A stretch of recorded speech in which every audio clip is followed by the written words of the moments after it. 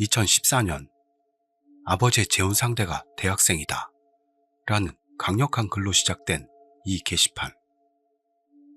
연하의 어머니라는 뭐라 말할 수 없는 섬뜩함에 스레 주민들은 예상을 벗어난 공포와 맞닥뜨리게 되는데, 나보다 나이 어린 엄마. 아버지의 재혼 상대가 대학생이다. 반년 전 어느 날 아버지에게서 갑작스럽게 그렇게 들은 일. 자기도 모르게 코웃음 치고 말았던 건 그게 아버지의 쓸데없는 농담이라고 생각했기 때문입니다. 잠들지 못하는 여름밤에 무서운 이야기를 듣고 싶은 사람은 꼭 같이 해주세요 라며 일은 연하의 엄마에 대해 이야기를 시작했습니다. 실은 조금 아까까지 회사 후배와 한잔했다는 일은 지금도 살짝 취기가 남아있긴 하지만 이야기하는 데는 지장이 없을 것 같다고 합니다. 후배와의 술자리에서도 연하의 엄마 이야기를 하고 왔다고요. 마음씨 착한 후배에게 나라도 괜찮다면 이야기 들어줄게요 라는 말을 들어 일은 후배에게 연하의 엄마에 대해 이야기를 시작합니다. 엄마가 연하라면 실제로 어떤 기분일까?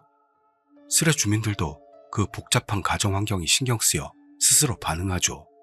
뭐 엉뚱한 생각하는 그런 놈들도 있었을 거라 봅니다.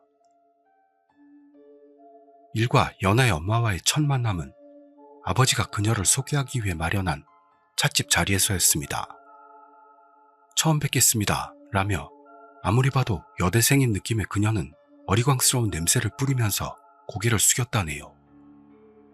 선생님께는 이야기 들었어요. 저는 카오라고 합니다. 카오가 말하는 선생님이란 대학 교수인 일의 아버지를 말하는 겁니다. 아버지는 일에게 말합니다. 보는 대로 카오는 너보다 연하다. 하지만 네 엄마가 될 여자다. 처음엔 어색할 일도 있겠지만 곧 익숙해질 거야. 그런 말을 들은 일은 아무런 대답도 할 수 없습니다. 어째서 여대생인 카오는 대학 교수인 일의 아버지와 결혼하고 싶다고 생각하는 걸까? 게다가 변편치도 못한 아버지와의 결혼.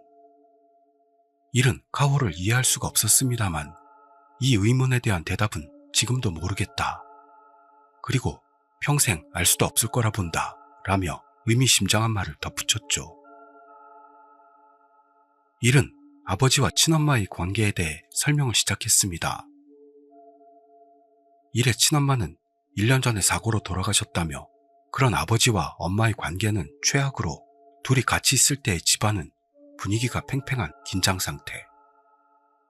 유일하게 둘이 말을 나누는 건 서로 말다툼을 할 때뿐이었습니다. 물론 엄마의 갑작스러운 죽음은 슬펐다는 일. 하지만 한편으론 안심됐다는 사실도 털어놓습니다. 싸움이 끊이지 않는 부모님 중 한 사람이 빠진 것으로 집안이 평온해진다 라는 생각을 했다는 것. 그렇지만 평온이 찾아왔을 일의 집은 연하인 새엄마의 존재에 의해 점점 일그러져 가게 됩니다. 일은 여자야? 자기를 와타시라고 부르는 1인칭과 말투로 일이 여자라는 걸 깨달은 스레 주민. 또한 사회인인 딸을 가진 대학 교수와 여대생과의 엄청난 나이 차이가 나는 결혼에 스레 주민들은 그렇게 나이를 먹어도 성욕이 있구나 하는 소박한 의문을 던집니다.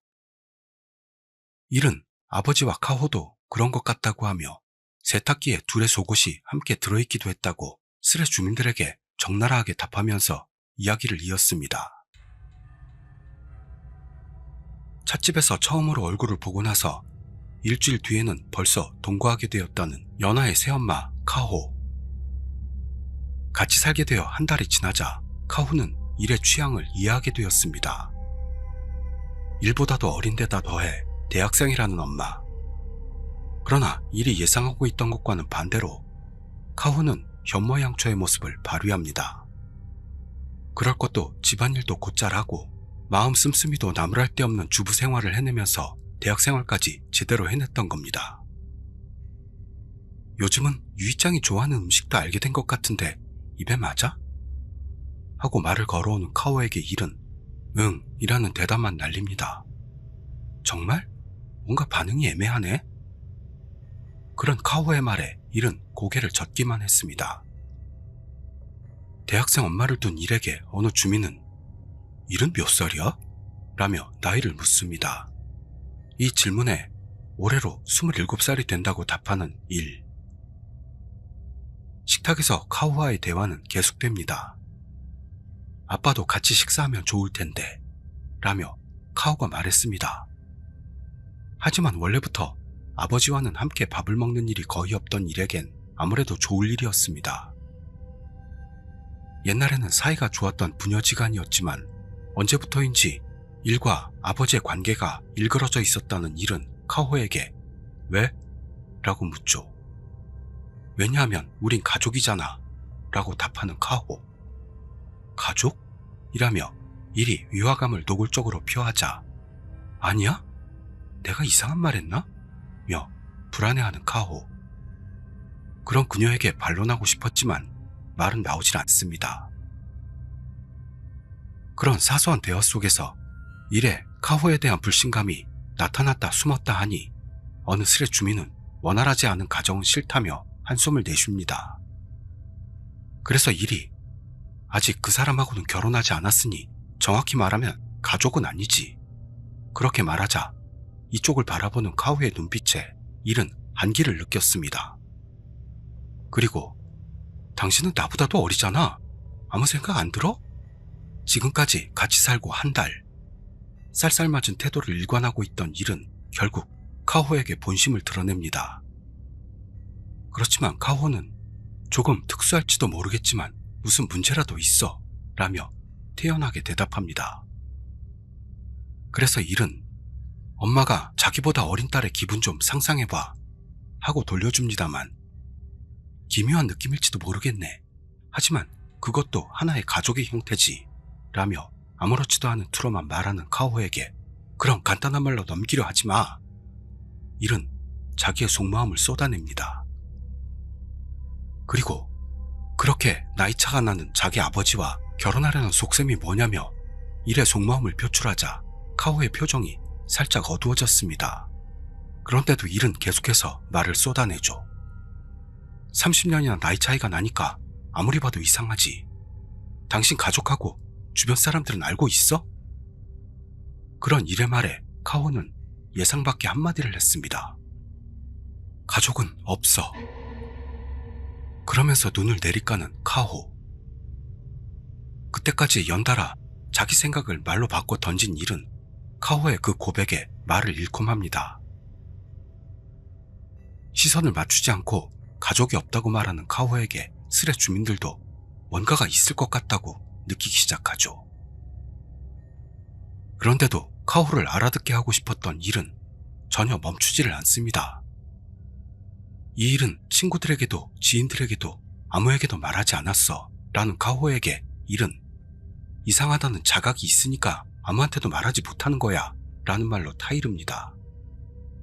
그러는데 계속 입을 닫고 있던 카호가 이윽고 입을 열더니 유이짱은 모를 거야 라고 대답했지만 알고 싶지도 않아 라며 일은 쏘아붙입니다. 일은 식욕도 떨어져서 카호가 만든 요리를 남겨놓고 방을 나가려고 했습니다. 잘 자 라면서 일의 등을 향해 말을 거는 카호를 잘라버릴 듯 문을 닫고 침실을 향한 일에게는 최악의 밤이 되었던 겁니다. 그러나 지금 생각하면 이때가 아직은 좋았었다고 일은 회상합니다. 이때까지 일에게 있어 카호는 30년이나 연상이고 27살이 되는 딸이 있는 대학 교수와 결혼을 생각하고 있는 비상식적인 여대생이라는 인식이 있었는데요. 그저 비상식적인 여자로 끝나지 않게 된 건 그 다음날부터였습니다. 다음날 최악의 밤을 보낸 일은 만족스러운 수면도 취하지 못한 채 아침을 맞았습니다. 아침에 잠에 취한 눈으로 일이 거실 문을 열었더니 거기에 카오가 서 있습니다. 놀라 비명이 터질 것 같았습니다만 겨우 그것을 집어삼킨 일에게 안녕? 하며 카오가 말을 걸었죠. 그러나 그것을 무시하고 일이 카오 옆을 지나치려 하자 카오에게 팔을 세게 붙잡혔습니다. 안녕 유이짱? 카오가 지난밤 대화 같은 건 없었다는 것처럼 방긋 웃음을 지으며 다시 한번 안녕? 하는 말을 건넸습니다. 그런 일에게 너무 차가운 것 같아 라며 자기도 평소엔 남들에게 무뚝뚝하면서 일에게 질리는 스레 주민도 있었는데요. 많은 스레 주민들은 무섭다면서 카오의 이상함을 깨닫기 시작하죠. 그러는데 다시 안녕? 하고 카오가 반복합니다. 이래 팔을 잡고 있는 카오의 손이 생각 외로 힘이 세 뿌리칠 수가 없습니다. 카오가 무슨 생각을 하고 있는지 일로선 상상도 할 수 없었습니다. 그 뒤로도 카오는 목소리 톤도 표정도 하나 바꾸지 않고 안녕? 하며 계속해서 아침 인사를 합니다. 고집대로 대답하고 싶지 않았던 일이었습니다만 6번째 인사 재촉에 안녕? 하고 대답했습니다. 그랬더니 오늘도 날씨 좋네. 냉장고에 샐러드 있으니까 먹어. 하고는 인사를 돌려받아 만족했는지 싱긋 웃던 카오는 그럼 엄마는 학교 갔다 올게. 하더니 집을 나갔습니다. 그날을 경계로 카오는 일의 엄마라는 것을 과시하는 것처럼 변해갑니다. 밥 먹을 때는 같이 이타다키마스 하자. 엄마가 먹기 전에 먹으면 안 돼. 세탁기에 속옷하고 양말은 따로 넣으라고 했지. 바닥에 물건 두면 안 된다고 엄마가 전에도 말했잖아. 그것은 절대로 그냥 잔소리는 아닌 것을 일은 느끼고 있었습니다. 그리고 아직 호적에도 올라오지 않은 연하의 가짜 엄마가 어머니라는 입장을 강요해 오는 것에 일은 독을 품고 무시로 일관합니다. 어느 정도 무시당하면 보통 사람이라면 화를 내거나 포기하거나 하겠지. 일은 생각하고 있었던 겁니다만 카오는 달랐던 겁니다. 그녀는 대답이 없으면 계속 같은 말을 한 글자도 틀리지 않고 게다가 같은 톤으로 연속으로 말했던 겁니다. 일은 철저히 계속해서 무시했던 적도 있었습니다. 그렇지만 그때는 1시간이 지나도 여전히 같은 말을 반복해왔던 겁니다. 안 쓰는 콘센트는 뽑아놔. 전에도 말했잖아. 상냥한 말투로 그 말만을 계속 반복하는 카오. 거기에 질려 콘센트를 뽑았던 일이었는데요. 그건 지금도 계속되고 있습니다. 안 쓰는 콘센트는 뽑아놔. 전에도 말했잖아. 또다시 그 말이 반복되던 때 일은 인내의 한계에 도달. 뭐야 당신! 같은 말만 반복하고 미친 거 아니야? 하며 자신을 잃고 소리치듯 카오의 말을 막았습니다. 그러면서 나한테 그럴 시간 있으면 그 사람이나 보살피면 되잖아. 했더니 순간 카오의 입이 다물어져 그걸 본 일은 다그쳤습니다. 하지만 아무리 소리쳐도 째려봐도 카오는 마치 일의 목소리가 들리지 않는다는 듯 미소를 풀지 않고 이를 바라봅니다. 그러더니 카오는 안 쓰는 콘센트는 뽑아놔. 전에도 말했잖아. 하며 전혀 변하지 않는 톤으로 반복했던 겁니다. 이건 무서워. 이 사건에 스레 주민들도 일에 동조합니다. 그리고 같은 말을 같은 톤으로 그저 계속 반복하는 이상한 카오를 참지 못하고 일은 거실을 세차게 빠져나와 자기 방으로 도망쳐 들어가 문을 잠급니다. 이 형언할 수 없는 공포에서 달아나듯 이불 속으로 들어가 귀를 막죠. 그리고 엄마 하고 기도하는 말이 입에서 새어나왔습니다. 그러나 문을 두드리는 소리가 이불을 뒤집어 쓰고 귀를 막고 있는데도 불구하고 일의 귀에 확실하게 들려옵니다. 안 쓰는 콘센트는 뽑아놔. 전에도 말했잖아. 라는 카호의 말이 문 너머에서 들립니다. 일은 눈을 질끈 감았습니다. 그러나 눈꺼풀 속에 선명하게 보이는 건 카호의 미소 짓는 얼굴. 그리고 안 쓰는 콘센트는 뽑아놔. 전에도 말했잖아. 여전히 그렇게 말하는 카오에게 결국 일은 네, 죄송합니다 하며 마치 엄마에게 꾸중드는 아이처럼 목소리를 짜내어 대답했습니다.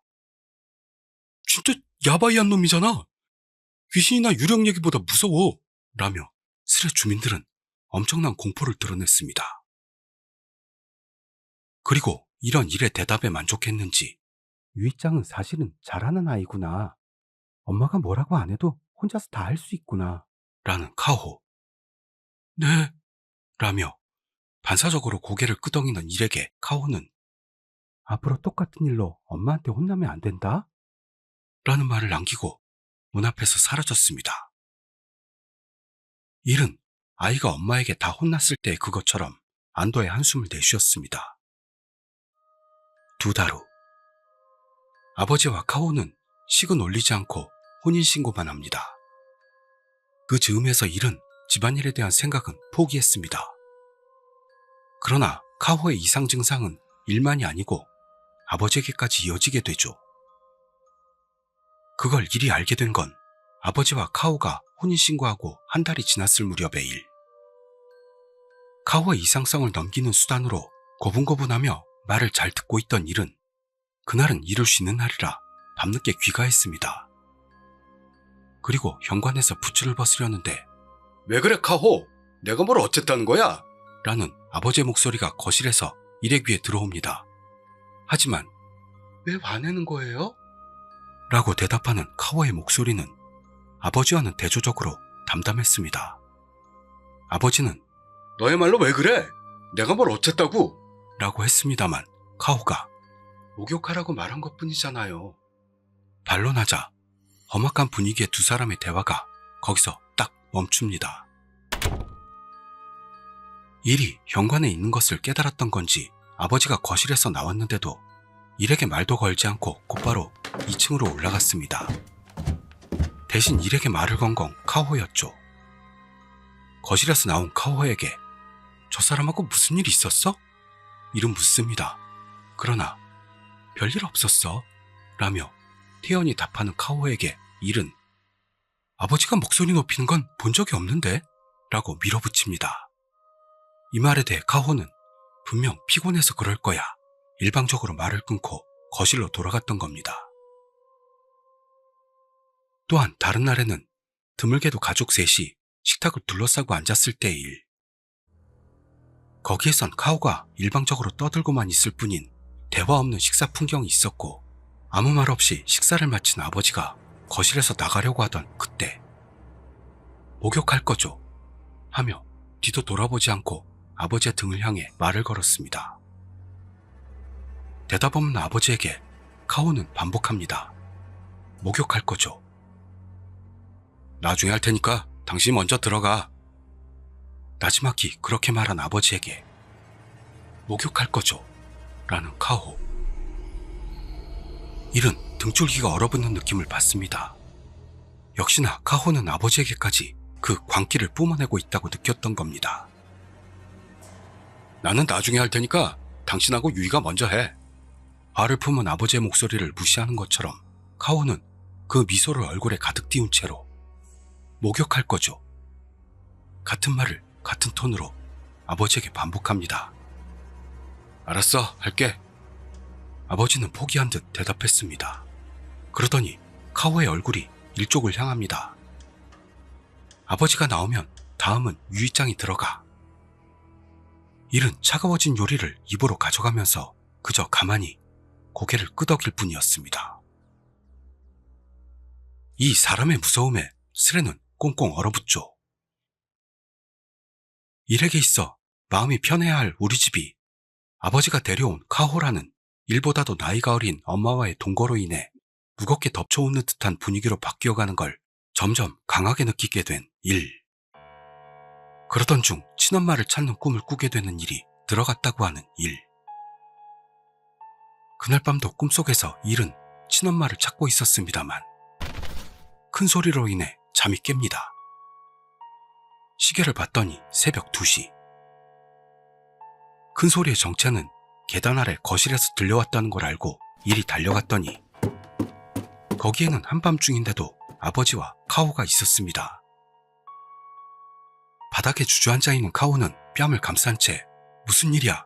묻는 일에게는 아무 대답을 안 합니다. 그리고 네 잘못이야! 라는 아버지 얼굴은 분노로 굳어 있었지만 마치 백지장처럼 새하얗습니다. 문득 아버지의 손을 봤더니 여위어 깡마른 주먹에는 붉은 피가 맺혀 있었던 겁니다. 거실에서 나가려는 아버지에게 일은 말을 걸려다가 그것보다도 지금은 뺨을 감싸고 웅크려 앉은 카오를 우선시하기로 했습니다. 카오는 입술 옆에서 피를 흘리고 있었습니다. 괜찮아? 물으면서도 자기 아버지가 카오에게 손을 댔다는 것에 충격을 받은 일. 말이 심했나? 라며 카오가 이상하다는 듯 웃었습니다. 그렇지만 입술이 아픈지 웃는 얼굴은 어색해 또 뭐라고 했어? 라는 일의 질문에 대해 살짝 주의만 줬는데 대답하는 카오. 그것만으로 저 사람이 손을 댔다는 거야? 하고 일은 물었습니다만 카오는 그런 사람인 거야. 저 사람은 내뱉듯 말했던 겁니다.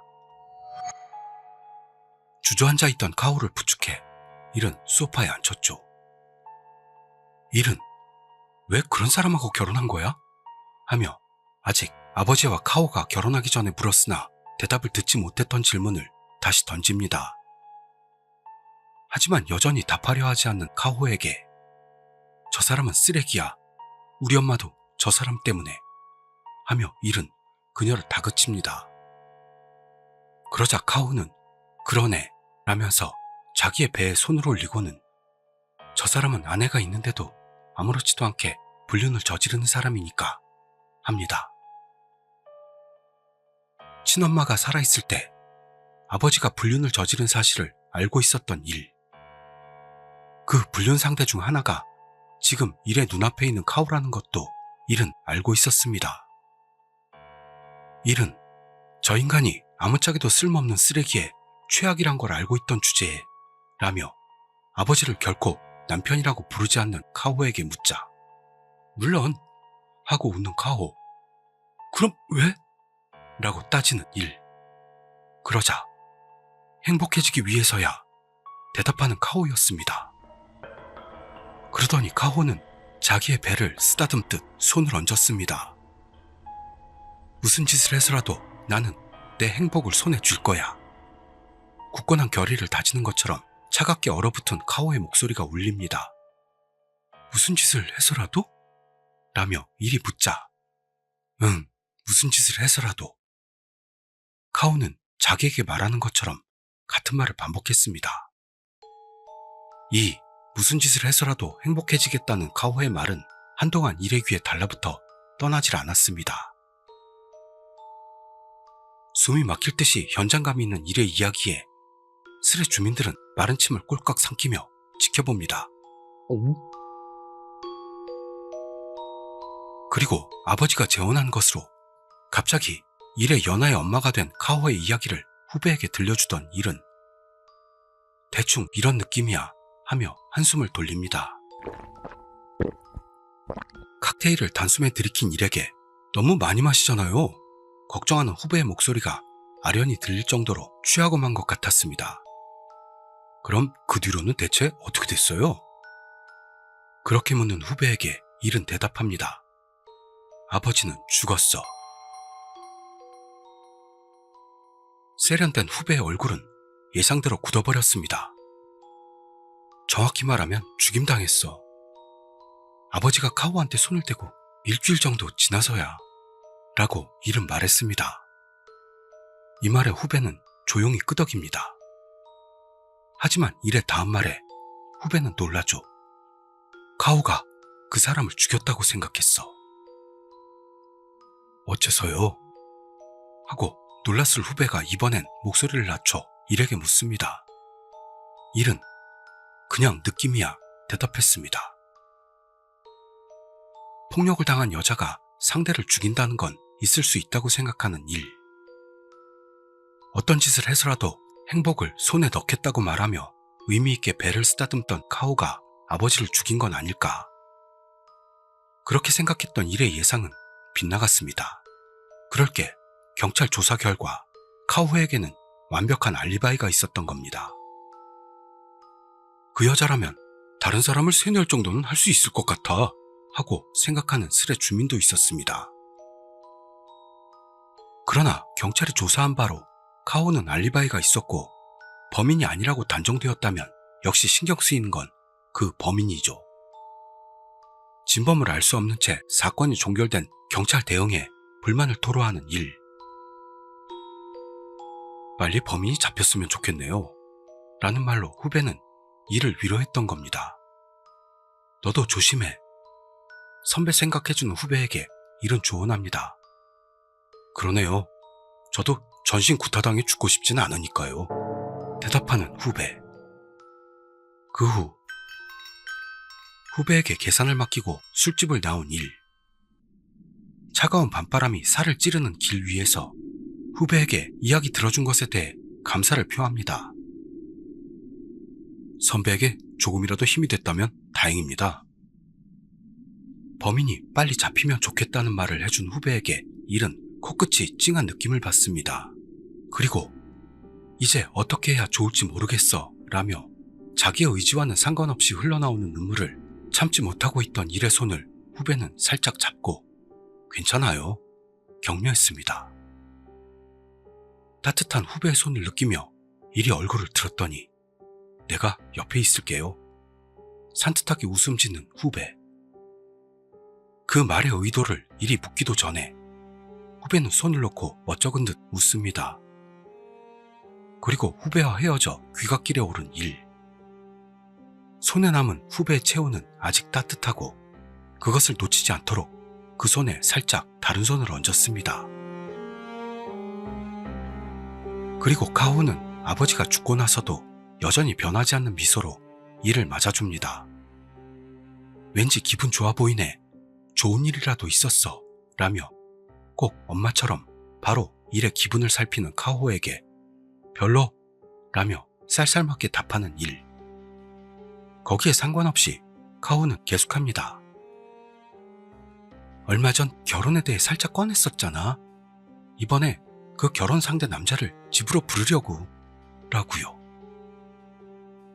여자는 전 결혼이 무효가 된 날로부터 100일이 지나지 않으면 재혼이 불가하다는 재혼 금지 기간이 있어 아버지가 죽고 나서 반년도 지나지 않았는데도 카호는 새로운 결혼 상대를 찾고 있었던 겁니다. 맘대로 해 라며 일은 더욱 쌀쌀맞게 돌려줬습니다. 왜냐하면 이 여자가 뭘 하든지 아무래도 좋다고 생각했기 때문입니다. 현관에 앉아 부츠를 벗었더니 발은 완전히 부어 있었지만 후배와의 여운을 생각하면 일은 절대로 나쁜 기분은 아니었죠. 그리고 결혼 상대 이야기인데 카호는 일에게 결혼할 남자의 이름을 말했는데 일의 속에서 아까까지 아무래도 좋다고 생각했던 느낌은 싹 사라집니다. 일은 지금 뭐라고 했어? 다시 확인합니다. 그러니까 결혼할 사람 이름이라니까 라며 너무 기쁜 듯 보이는 카오는 다시 그 이름을 알려줬습니다. 그건 조금 아까까지 일의 이야기에 진지하게 귀를 기울여주고 걱정해줬고 그리고 헤어질 때 손을 잡아주고 따스함을 남겨줬던 그 후배의 이름이었습니다. 이 카호의 새로운 신랑이 예상 밖이어서 스레 주민들은 놀랍니다. 우리 구독자님들은 이미 아셨을 것 같은데 역시 투채널러들은 머리도 멍청한 듯합니다. 그리고 계속 이야기를 들어줬던 스레 주민들에게 감사를 전하는 일. 키보드를 치며 글을 올리는 동안 냉정을 찾았다고 합니다. 하지만 이젠 아무 생각도 하기 싫어. 그렇게 말한 일은 오야스미 라고 떨구죠. 잘 자라는 말입니다. 이 등장인물 전부가 이상했던 일의 이야기에 스레 주민들은 부들부들 떨며 스레는 끝났던 겁니다. 자기보다 연하인 엄마와의 기묘한 생활을 올렸던 이 스레. 아버지를 죽인 범인은 누구라고 생각되시나요? 누군지 알겠다 싶은 구독자님들은 댓글란에 의견을 올려주시기 바랍니다. 뭐 뻔하겠지만요. 끝까지 같이 해주셔서 감사드립니다. 다음 영상에서 뵙도록 하죠. 고맙습니다.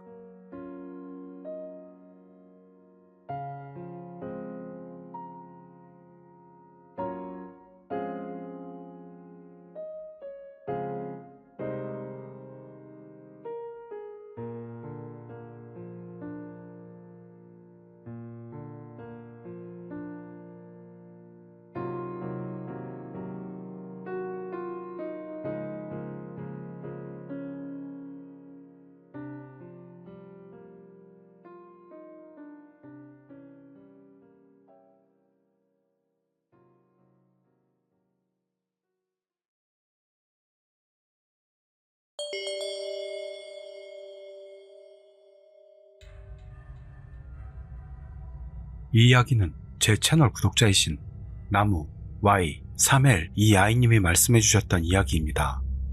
오늘은 이런 이야기도 한번 들어주셨으면 합니다. 말하자면 좀 긴데 중3 학기 초에 학교에 일찍 오는 애들이 새까만 사람처럼 생긴 귀신을 봤다는 목격담이 좀 돌았었거든요. 전 그 당시엔 그런 거 안 믿어서 엥? 하고 잊고 있었어요.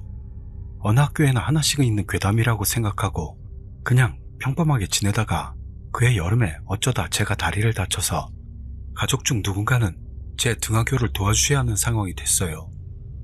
그렇게 방과 후에 가장 늦게 집에 가는 학생이 된 저는 항상 숙제나 수행평가를 하면서 부모님을 기다렸어요. 그렇게 몇 주를 지냈는데 어느 날은 부모님께서 연락이 없고 해는 거의 다 저물어가고 학교에 학생도 아무도 없고 선생님들도 하나둘 퇴근하시는 시간까지 혼자 남아서 수행평가를 하게 됐어요. 근데 갑자기 텅 빈 교실 가운데에서 누가 교실 앞뒤로 왔다 갔다 하면서 뛰어다니는 겁니다. 당시에 혁신학교다 뭐다 하면서 디귿자로 책상 배치를 해서 교실 가운데가 텅 비어 있었거든요. 제 자리는 복도 쪽 창가를 바로 등지고 앉아서 고개를 살짝 숙여도 텅 빈 가운데가 시야에 걸치는 자리였어요. 고개를 살짝 숙이고 있는 제 시야 위쪽으로 여름인데도 검은 스타킹을 신은 다리가 진짜 우다다거리며 뛰어다니는 게 보이는 거예요. 놀라서 반사적으로 고개를 팍 들었는데 어떤 새까만 형체가 진짜 말도 안 되게 빠른 속도로 교실 앞뒤를 왔다 갔다 하고 있었어요.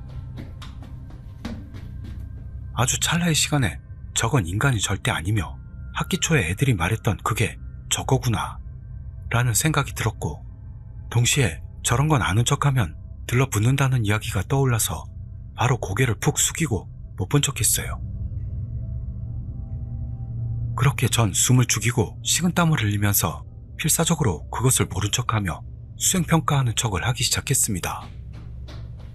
그렇게 우다다거리는 걸 무시하려고 노력하는데 이놈이 어느 순간 뚝 그치더라고요.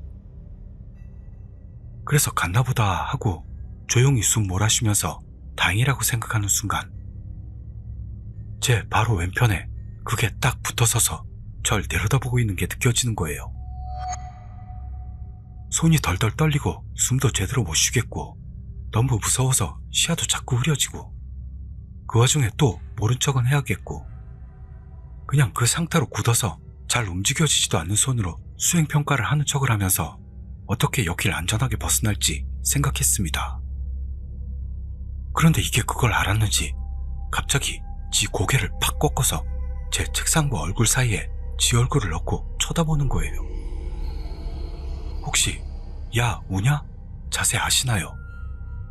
책상에 얼굴 파묻고 울면 책상 아래에서 올려다보면서 얼굴 쳐다보는 그 자세요. 너무 놀라면 비명도 못 지른다니 그냥 동공지진 겁나 일어나고 피가 차갑게 식더라고요. 그건 이목구비는 없었고 그냥 새까만 인간의 형태만 있었습니다. 머리가 하얘지는데 순간 부모님께 전화 온 척하면서 그것을 전혀 못 본 것처럼 천천히 짐을 싸고 최대한 평소처럼 교실을 나가 신발을 갈아 신었습니다. 혹시 제 자리가 복도 쪽 창가 바로 등지고 있는 자리라고 했던 거 기억하시나요? 진짜 공교롭게도 신발장에 제 번호 위치가 제 자리에 겹치는 줄에 자리하고 있었고 자리에 서 있던 녀석이 그대로 몸만 돌려서 창문에 딱 붙어 절 내려다보고 있는 겁니다. 제가 진짜 자기를 못 본 건지 궁금했나 봐요. 이목구비도 안 보이는 놈이 어찌나 집요하게 쳐다보던지. 신발을 다 갈아 신자마자 정말 제가 낼 수 있는 가장 빠른 속도로 우당탕거리며 계단을 내려갔습니다. 솔직히 그때 목발 짚고 어떻게 그 속도로 내려왔는지 기억도 제대로 안 나요. 이때 있었던 일은 제일 친한 다른 반 친구이자 제일 처음 검은 그것을 목격했던 친구한테만 가볍게 말하고 지나갔습니다. 그렇게 그것의 존재를 확실히 알게 됐지만 후로는 별일 없었기에 그냥 해프닝 정도로 여기며 생활했습니다. 그러다 학기 말 2학기 기말도 끝나서 졸업만 기다리며 편하게 학교 생활하던 중 어떤 일진애가 수업 시간에 안 들어온 거예요. 당연히 선생님께서는 반장 보고 찾아오라 하셨고, 그렇게 반장이랑 검은 옷을 입은 애가 일진을 찾으러 나갑니다. 그런데 일진애랑 친하던 어떤 애가 어차피 수업도 안 하는데 저도 따라갈래요 하면서 벌떡 일어서는 겁니다. 선생님은 애 하나 찾으러 가는데 뭐 그렇게 많이 나가냐고 핀잔을 주셨고, 그 친구는 자리에 앉으면서 왜 쟤는 따라 나갔는데 저는 안 돼요? 하면서 툴툴거렸어요. 별로 안 친한 무리여서 속으로 그러게 왜 쟤는 되고 얜 못 가는 거지? 하고 생각하고 있는데 선생님이 누구? 쟤 혼자 나갔는데? 이러시는 겁니다. 선생님은 혹시 자기가 못 본 사이에 반 아이가 나갔을까봐 출석부를 부르셨고, 대답하지 않은 건 반장과 일진 둘뿐이었습니다. 반은 순식간에 조용해졌다가 애들이 웅성대는 소리로 시끄러워졌고, 저는 같이 나간 게 검은 옷을 입은 친구가 아니라 그것이었다는 걸 깨달았어요. 반이 더 소란스러워질까봐 전에 봤던 그것에 대한 얘기는 꺼내지 않았습니다. 귀인님 영상처럼 어떤 끔찍한 일이 있었던 건 아니지만 학기 초부터 공연히 돌던 검은색 귀신의 학교 괴담이 아닌 사실이었다는 것을 1년에 걸쳐 증명하게 된 일이 있었답니다. 이걸 글로 적어보는 건 처음이라 좀 두서없이 적은 것 같지만 그래도 재밌게 읽어주셨으면 합니다. 전 좀 섬뜩한 느낌을 받았습니다. 많은 사람이 같이 보는 귀신이라뇨. 이야기 제공해 주신 것에 대해 감사의 말씀 올립니다. 그럼 이번에는 예전 컨셉의 일본 괴담을 오랜만에 풀어보는 시간을 갖겠습니다. 귀문. 투고자 카나님, 30대 여성, 주부, 미야기현 거주. 체험 장소 아키타현 아키타시의 본가. これは秋田県秋田市の実家で体験した話です。私の実家は住宅街にある 아키타현 아키타시의 본가에서 체험한 이야기입니다. 제 본가는 주택가에 있는 극히 평범한 단독주택으로 원래는 넓은 들판이 펼쳐져 있는 곳이었다고 들었습니다. 별것 없는 집이었습니다만 언니와 제 성장에 따라 2층 방을 증축했던 적이 있었습니다. 이것은 그 무렵의 이야기죠. 당시 막 증축했던 2층 방이 제 방으로 정해졌습니다. 계단을 오르면 정면이 제 방입니다. 방 문은 환기를 위해 항상 열려있던 상태였습니다.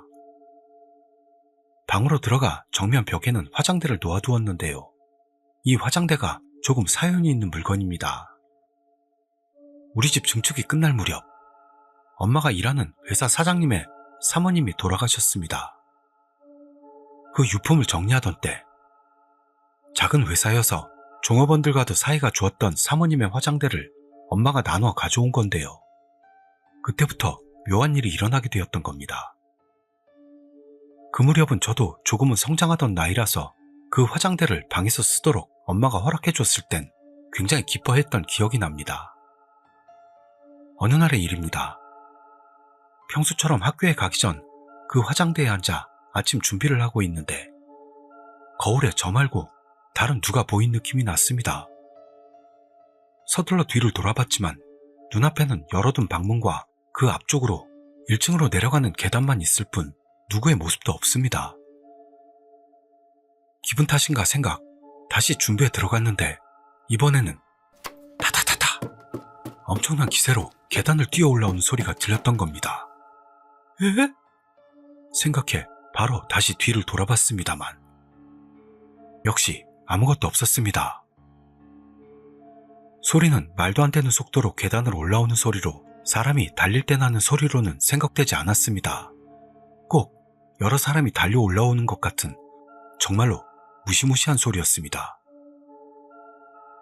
화장대 의자에서 뒤를 돌아 거기에 떡하니 조용히 있는 계단을 바라보는데 이마에 촉촉이 땀이 나오는 바람에 저는 서둘러 아침 준비를 마치고 그대로 학교로 향했습니다.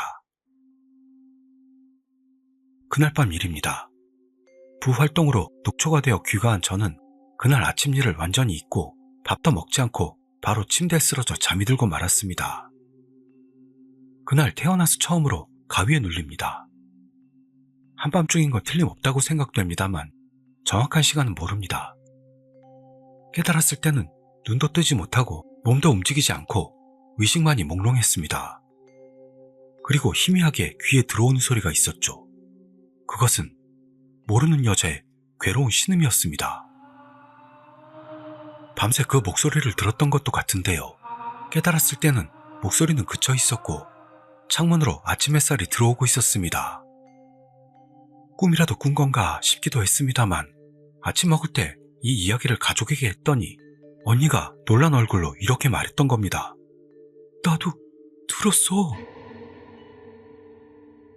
이야기를 들어보니 아무래도 언니도 그날 밤 저와 같은 체험을 했다고 하는 거죠. 꿈인가 생각했는데. 그러면서 기분 나쁘게 미간을 찌푸리던 언니도 밤새 가위에 눌린 채 모르는 여자의 고통에 몸부림치는 듯한 목소리를 들었다고 합니다. 심령현상? 둘은 동시에 같은 체험을 했다는 것으로 둘 사이의 단숨에 그 신빙성이 높아졌습니다. 원인은 모르겠는데요. 그게 너무 무서워서 그날 영감이 강하다는 언니 친구 A씨를 집으로 부르게 됩니다. 실례합니다 하며 눈을 가늘게 뜨고 조심조심 집에 들어온 A씨는 현관 정면에 있는 2층으로 가는 계단을 오르자마자 더욱 눈을 가늘게 뜨더니 이렇게 말했습니다. 이 집 현관에 들어와서 계단을 올라오면 그 정면에 문이 열린 채 있는 동생 방이 있잖아. 그리고 방문 정면 벽에 그 화장대가 있고.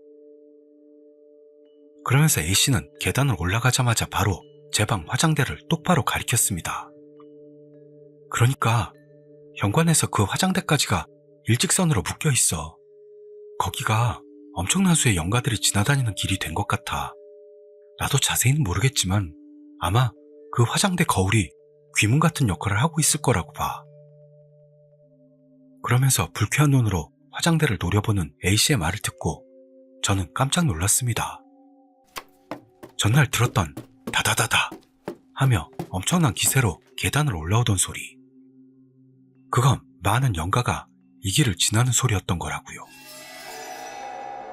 그러니까 엄마가 가져왔던 화장대의 배치가 증축한 집 구조와 우연히 맞아떨어져 심령현상을 일으키는 길을 만들고 말았던 겁니다. 하여 여러 가지가 납득되어 갔던 우리들은 바로 화장대 위치를 옮기고 현관과 마주보지 않도록 궁리에 배치했습니다. 그리고 화장대를 쓰지 않을 때는 항상 화장대에 천을 씌워놓도록 했습니다. 이걸로 일단 한시름 놓겠네. 그러면서 A씨는 돌아갔죠. 하지만 그 뒤로도 밤이 되면 계단을 뛰어 올라오는 소리는 계속 들렸던 겁니다. 다다다다 하는 엄청난 소리. A씨의 조언은 전혀 효과가 없었습니다. 그치기는커녕 더해서 다른 묘한 일이 일어나기 시작합니다. 잠가놓지 않은 방문이 열리지 않거나 아무도 없는 집안에서 갑자기 누가 밀치거나 우리 자매만이 아니고 부모님까지도 그런 체험을 하게 되었던 겁니다. 우리는 화장대를 처분하도록 부모님에게 말했습니다. 원인은 모르겠지만 이 화장대가 우리 집에 오고부터 묘한 일이 일어나기 시작했다는 건 틀림없는 일입니다. 본인들도 적잖이 이상한 체험을 하고 있던 부모님은 아직 조금은 반신반의하는 모양이었습니다만 우리의 요구에 졌는지 어쩔 수 없이 사장님 사모님의 유품으로 받은 화장대를 처분하기로 결정했습니다. 그 후로는 지금까지의 일이 거짓말처럼 계단을 뛰어 올라오는 소리는 들리지 않게 되었고 가위에 눌리는 일도 없었습니다. 그렇게 세월은 흘러 언니도 저도 본가를 떠났습니다. 하지만 그렇게 15년 이상이 지난 지금도 정말 가끔입니다만 본가에 돌아가면 들려옵니다. 계단을 다다다다 뛰어 올라오는 소리가요. 결국 뭐가 원인인지 모르겠습니다. 어쩌면 그 화장대는 관계가 없고 제 본가를 계속해서 떠도는 뭔가가 있는 걸까요? 그것은 본가가 지어지기 이전부터 있던 건지 결국 아무것도 모르겠습니다.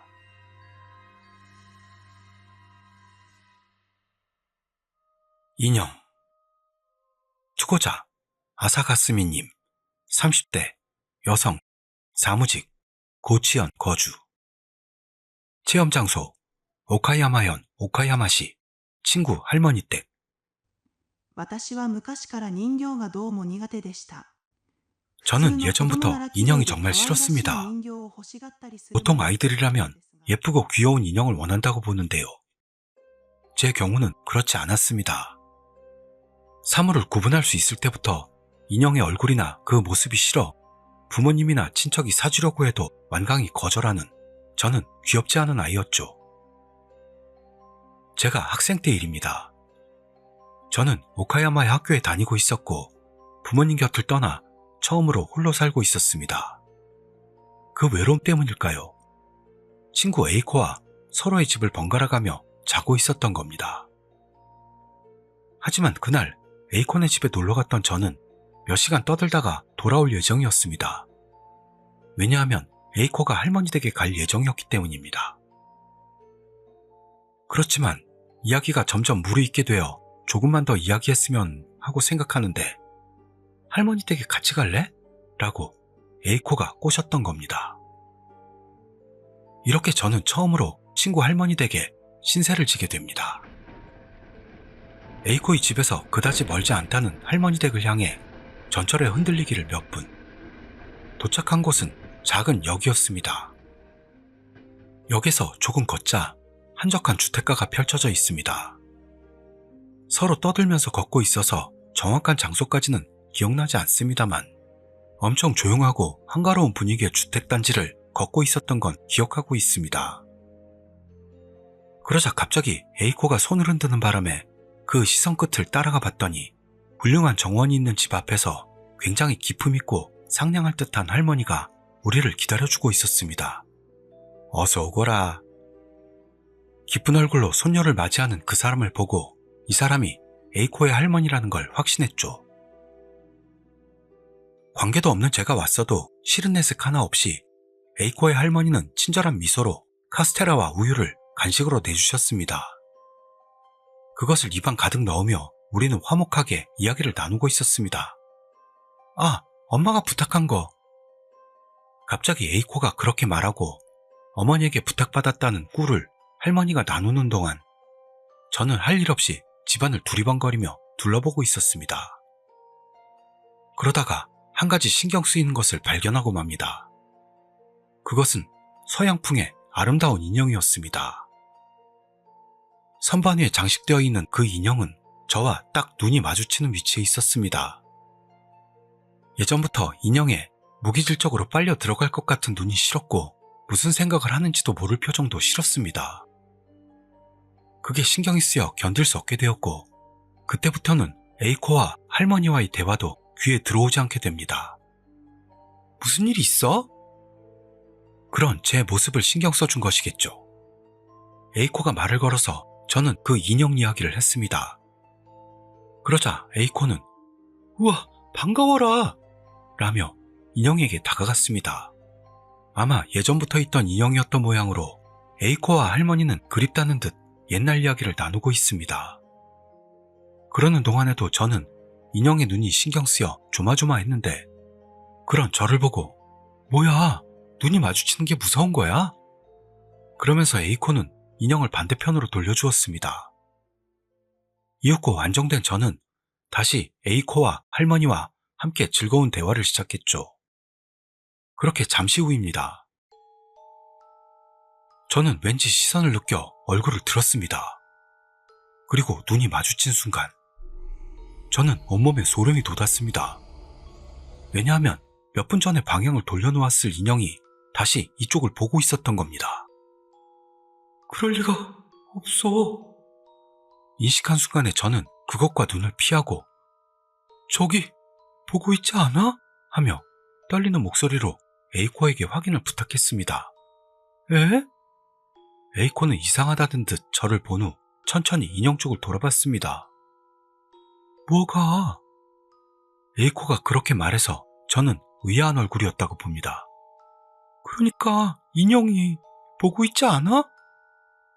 살짝 초조한 목소리로 다시 A에게 말하자 무슨 기분 나쁜 소리야. 그런 식으로 말해 전혀 이야기가 맞지 않는 것에 화가 난 저는 그러니까 하고 다시 인형 쪽으로 시선을 돌렸습니다. 인형은 저쪽을 바라보고 있었습니다. 아까 에이코가 돌려놓아준 그대로의 상태로 이쪽에서는 등 쪽밖에 보이지 않았습니다. 에? 이상한 말 하지 마. 에이코가 그렇게 말해 저는 그럴 리가 없다고 생각하면서도 사실이 그러니 어쩔 수 없다고 뭔가에 홀린 기묘한 기분이 됐습니다.